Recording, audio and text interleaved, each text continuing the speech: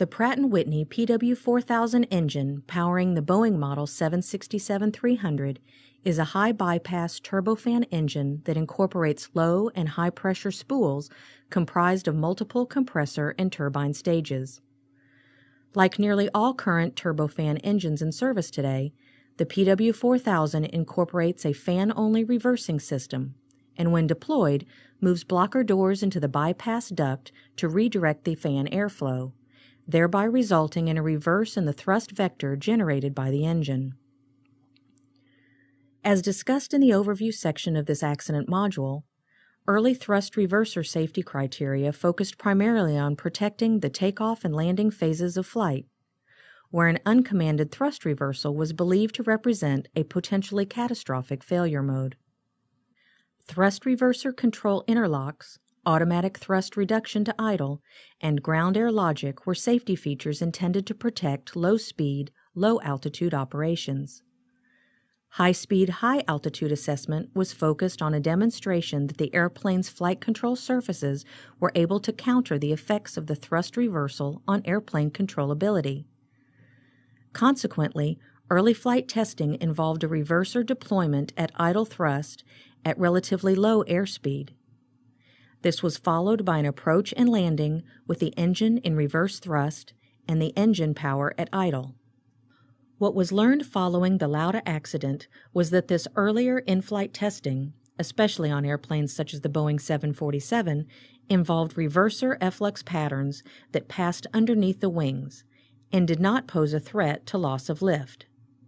Due to the arrangement of the engine and wing, uncommanded in-flight reversals at higher powers and higher airspeeds, such as those which occurred in service prior to the Lauda accident, had little effect on wing lift. Advances in aerodynamics throughout the 1970s have resulted in large commercial airplane designs which were aimed at greater efficiencies. One of these advances involved the placement of the engines relative to the wings. It was learned that by positioning the engines in front of the wings and incorporating shorter struts with less frontal area, overall airplane drag could be reduced. The Model 767 was one of many airplanes of that era incorporating this improved engine-wing arrangement and resulting lower overall drag. However, it was learned during the Lauda accident investigation that one of the unintended consequences of this engine placement was the effects of an in-flight reversal. The Model 767 was tested similar to previous airplanes and involved relatively low airspeed and idle reverse thrust test conditions. No airplane control problems were noted. However, it was learned by investigators following the Lauda accident that by testing at relatively low power levels, reverser efflux patterns of the Model 767 were primarily under the wing and had little influence on wing lift. However, when an uncommanded thrust reversal occurs at higher power levels and higher airspeeds, such as that of the Lauda flight, a completely different outcome is experienced. Rather than minor flow disturbance on the upper wing surface, a substantial area of the wing is disturbed or stalled, and a potentially catastrophic lift asymmetry is generated, which is difficult, if not impossible, to overcome through flight control inputs.